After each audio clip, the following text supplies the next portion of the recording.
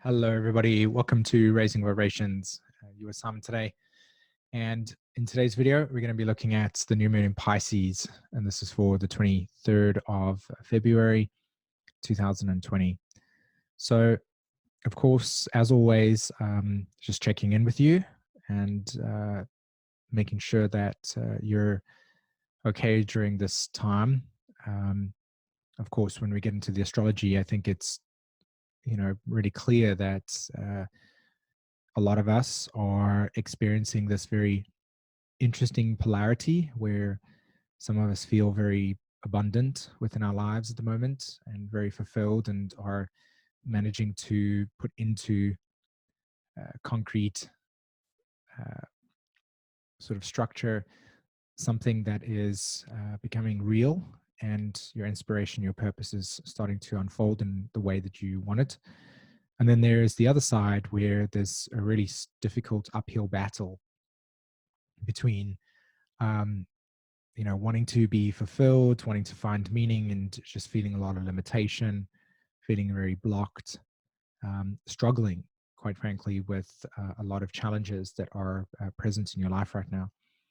And of course, both sides of that experience have got, nice things to it. And either way, whatever side you're on at the moment, I hope that you are fairly okay during this time.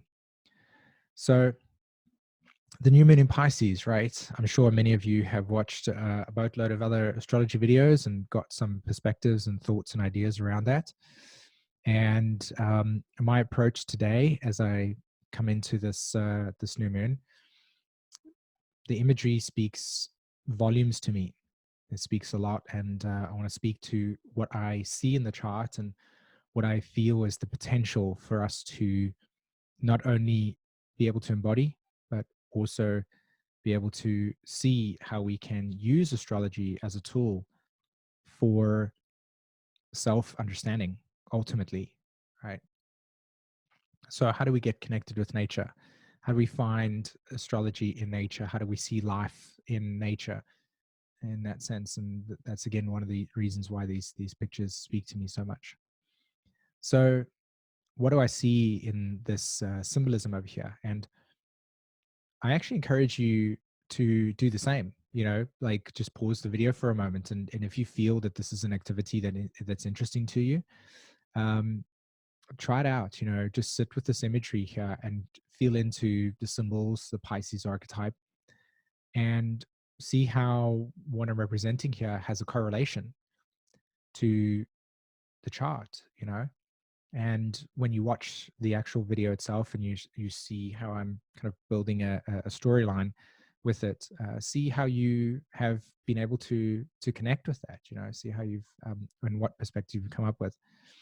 I actually do remember in the last video, the last update that we did, a couple of you actually wrote in the comments what you had seen, and I loved that. I really loved that. It showed me that you were really engaging in this, and that's probably one of the biggest purposes for me when it comes to these videos, is that you're actually engaging in this experience and not just kind of looking for just another astrology video with information. You know what I mean? So first things first, just draw attention to this over here. It's a circle form, and it's a new moon in Pisces, right?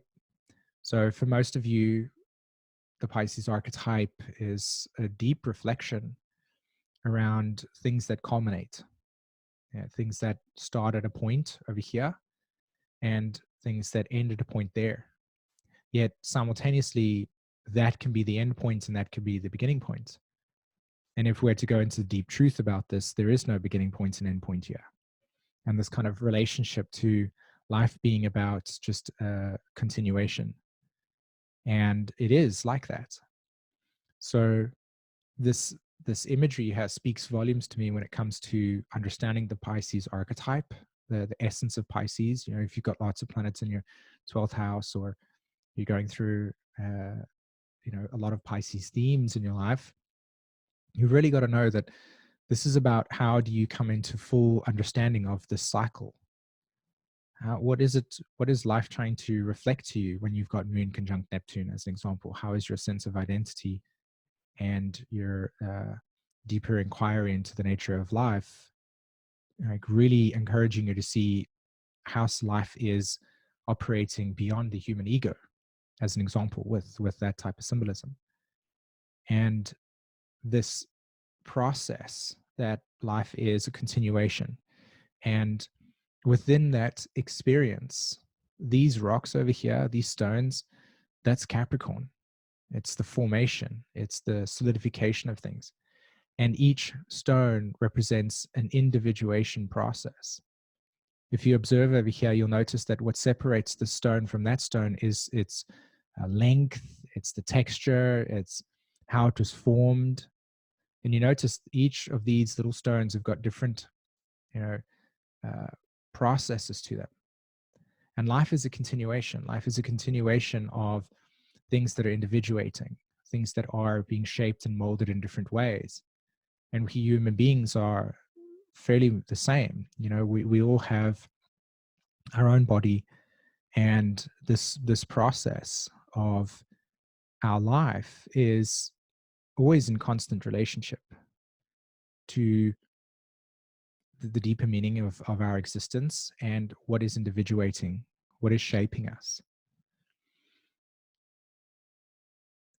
The imagery also speaks to the nature of how everything within Pisces originates from the source and everything will end in the source. And the experience between quote unquote start and finish, or birthing process and culmination process, is a journey of self-reflection that would be reflected by the stones in the water, the reflective content, the moon, and then the more masculine process, which is the sun, you know, the two luminaries, and the context of, you know, this the rising part of ourselves, the awake part of ourselves versus the reflective part, or the yin and yang, or the masculine and feminine in that way.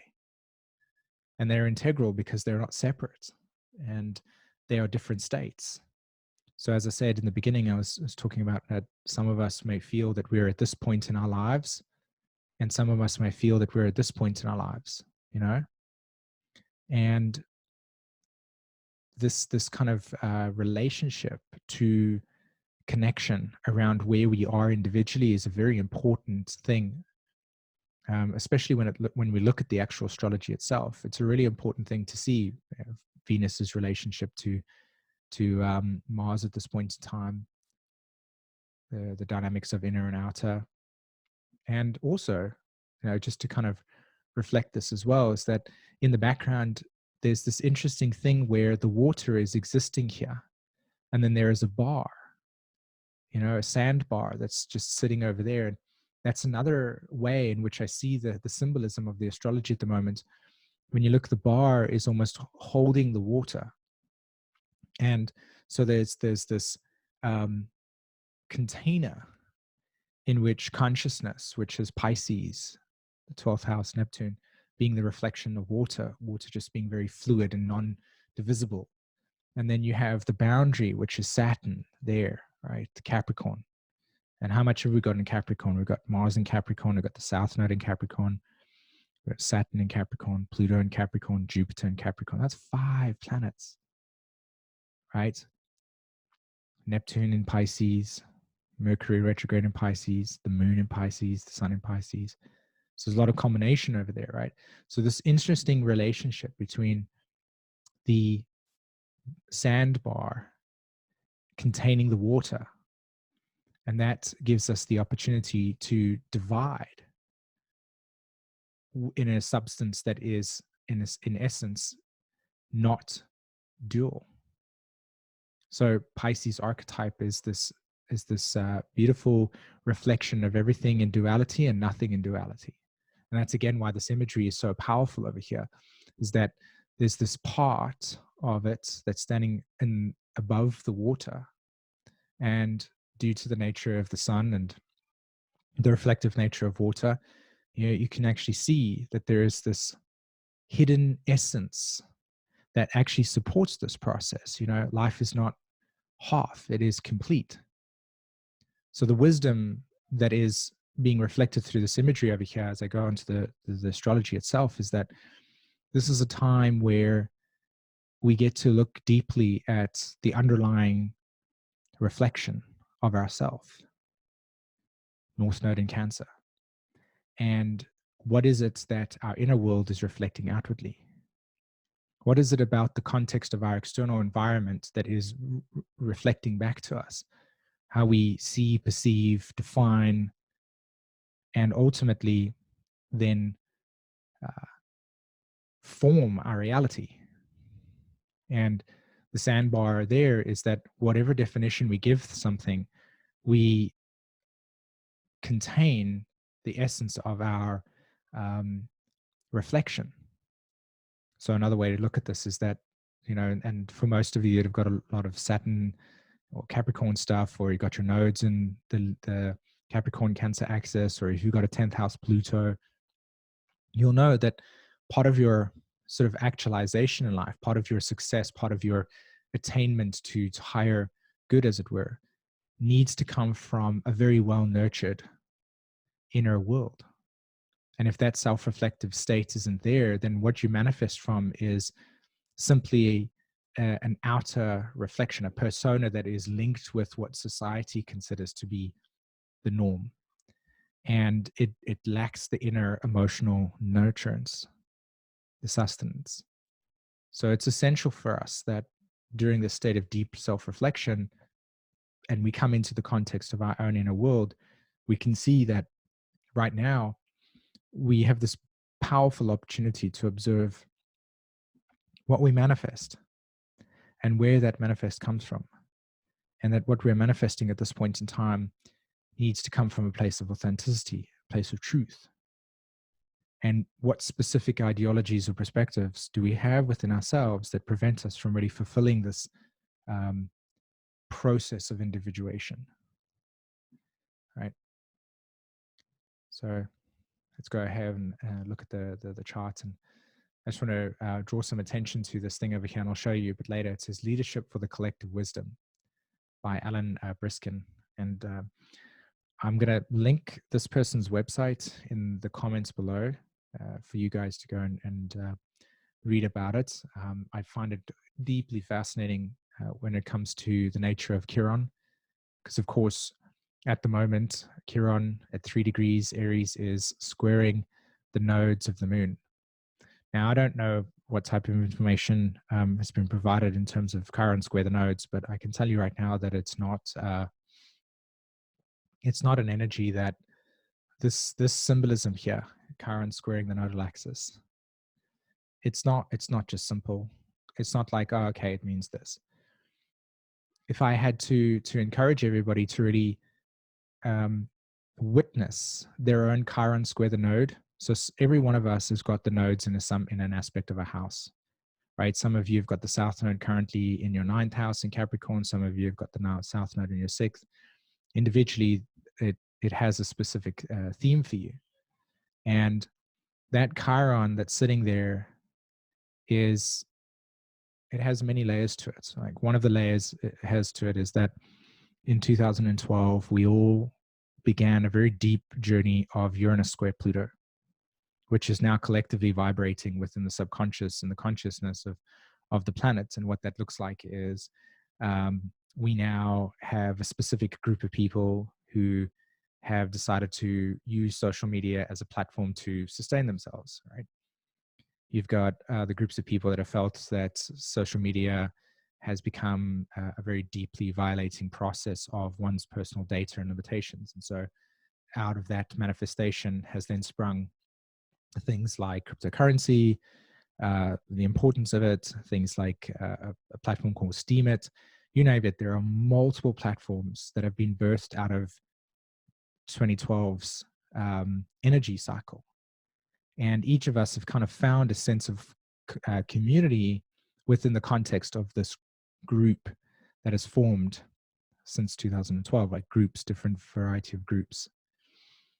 And we're kind of trying to find our individuality within the context of that.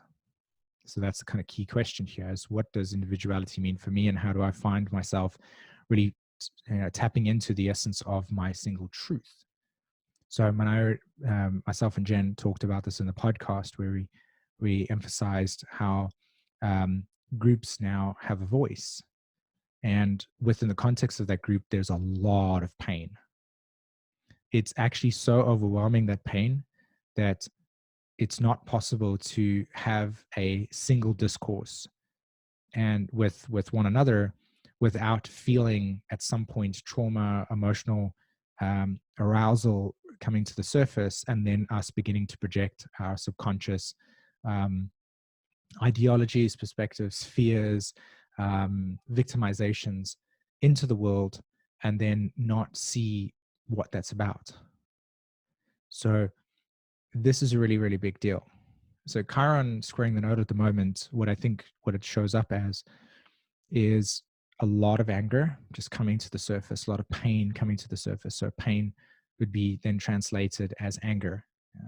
People's boundaries have never been honored, right? So you've been exposed to types of abusive relationships where boundaries have never been honored. You've never been able to reclaim that sacred space, and so you're triggered emotionally when somebody is oppressive to you in some sense. And the healing that is trying to manifest itself with that Chiron square the nodes is, it's very important to pay attention to what it is that is bringing emotional sensitivity to your body. In other words, what are you feeling in your body? What is arousing itself in the body? And then checking in with where a specific need or feeling or personal experience that you've had early on in your life has now, where that origin exists.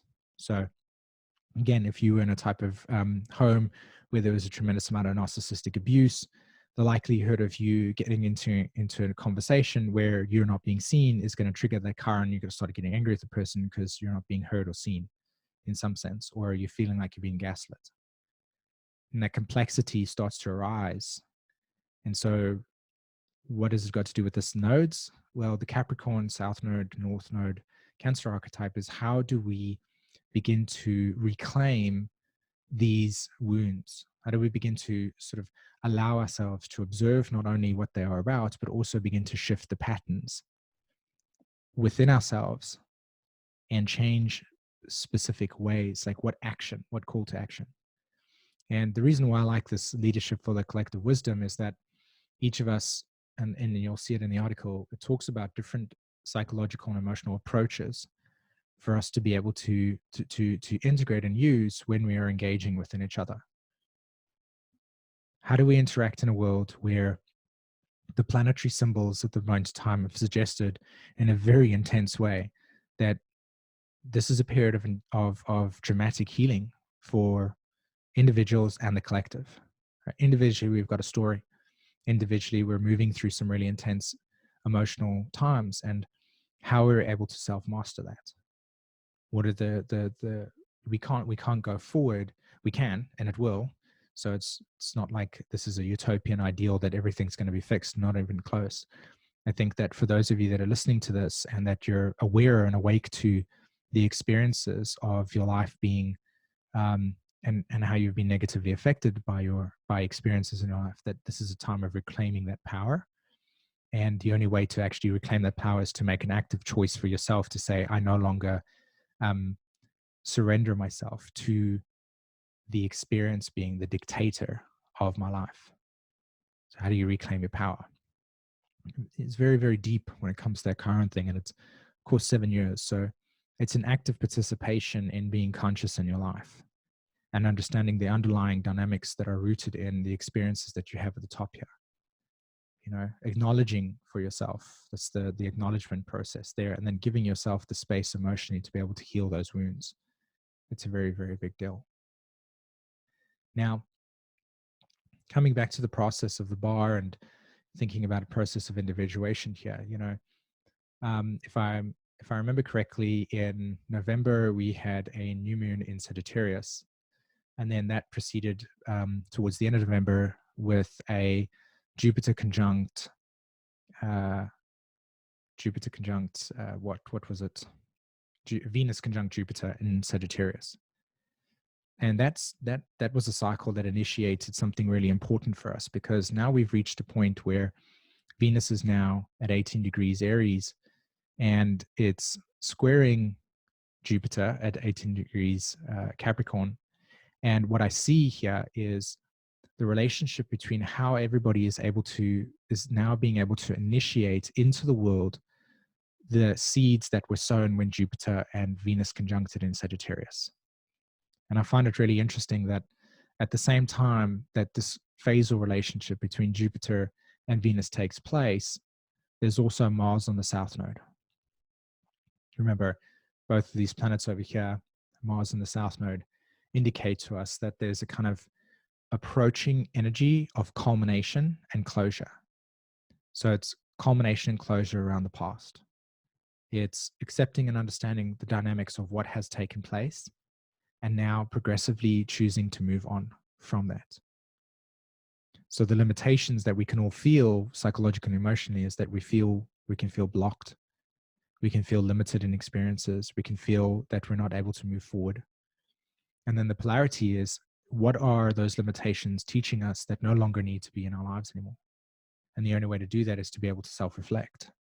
Self-reflect on the nature of what brought you to this situation.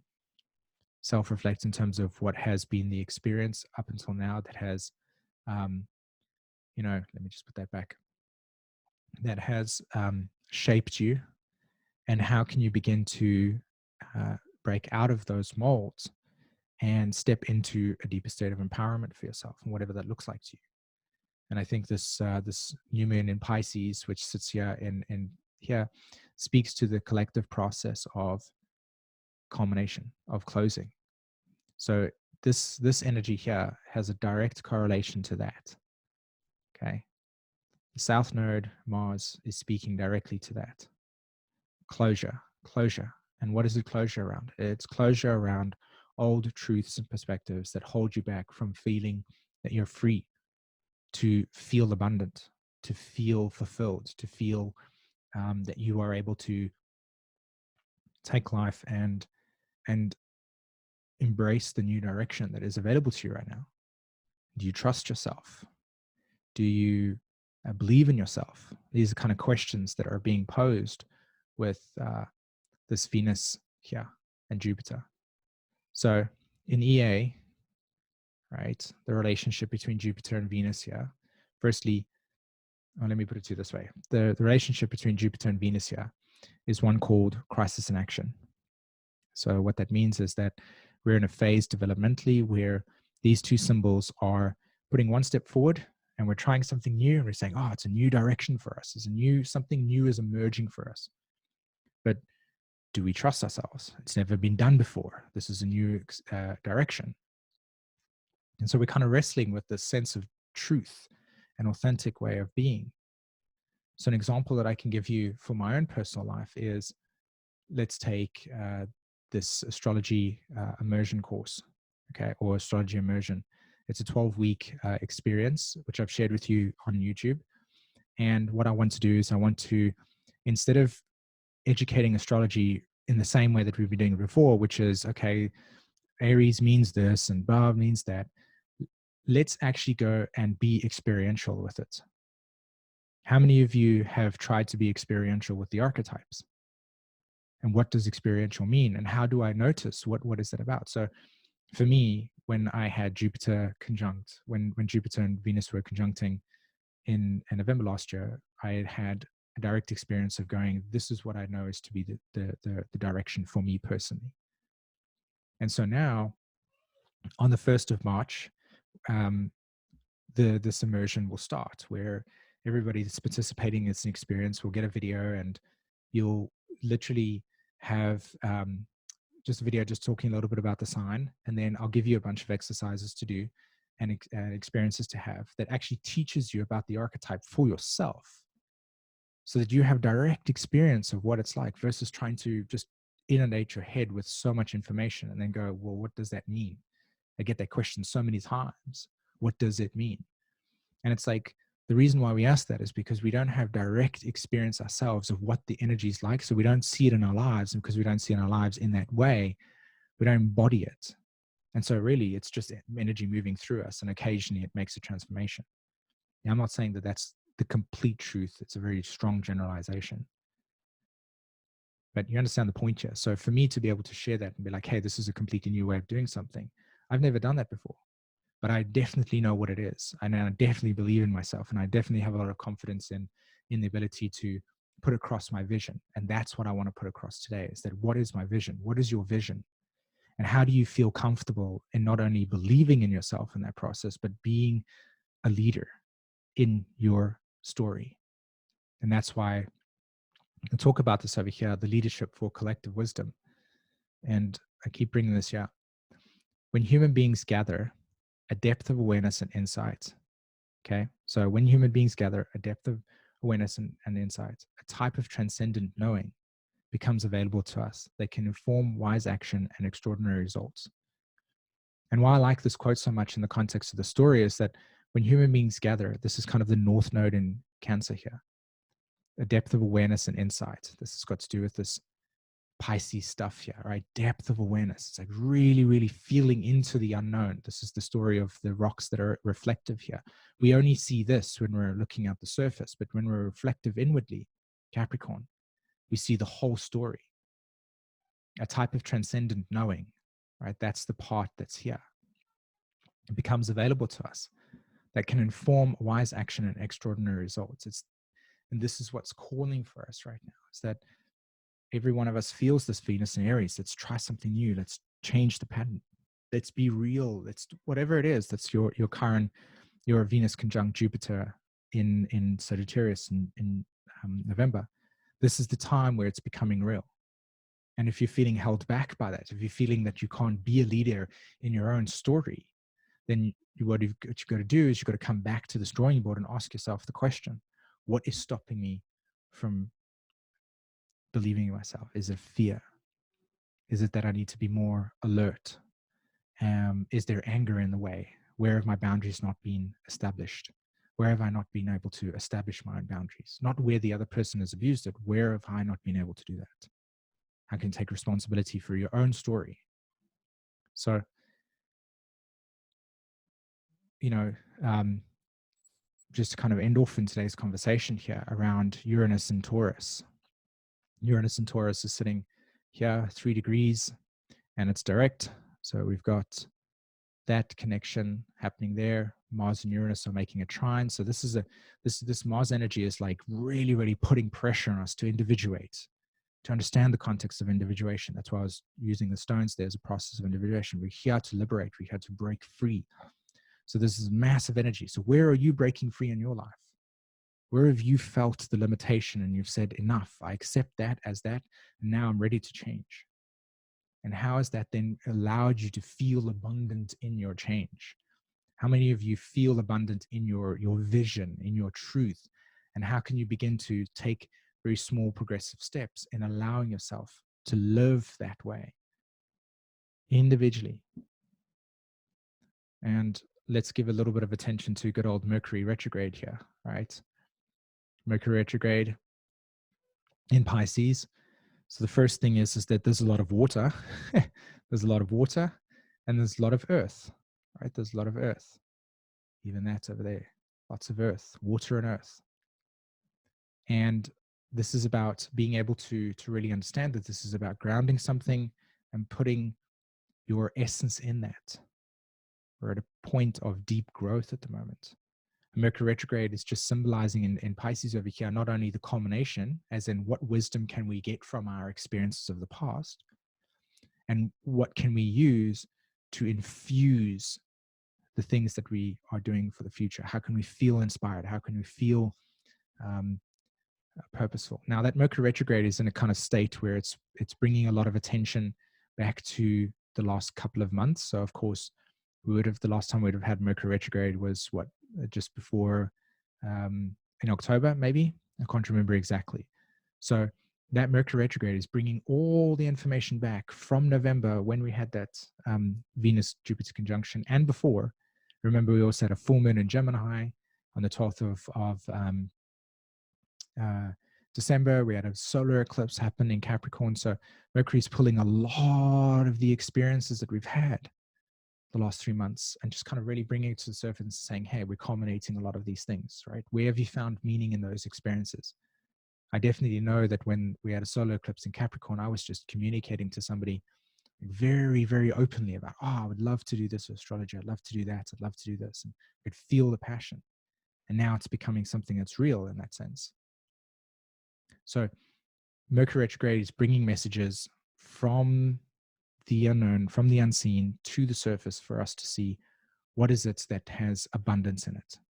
And if it's got abundance in it, give it credit, give it time, give it space, give it allowance for you. That's where your spirit is.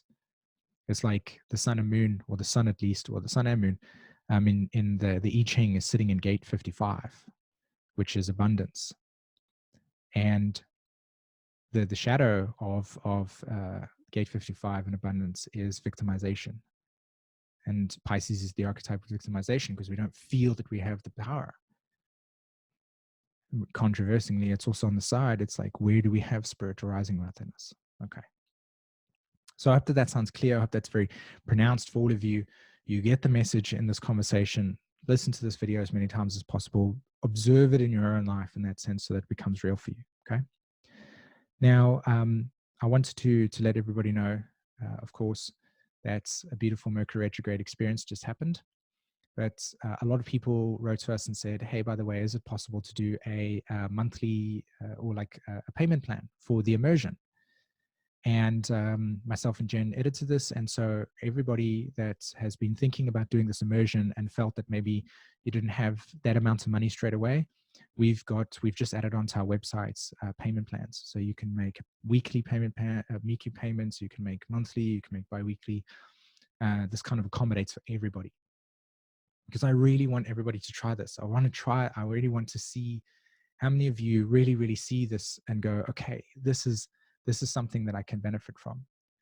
So we've changed the payment pricing system in the sense of like energy return.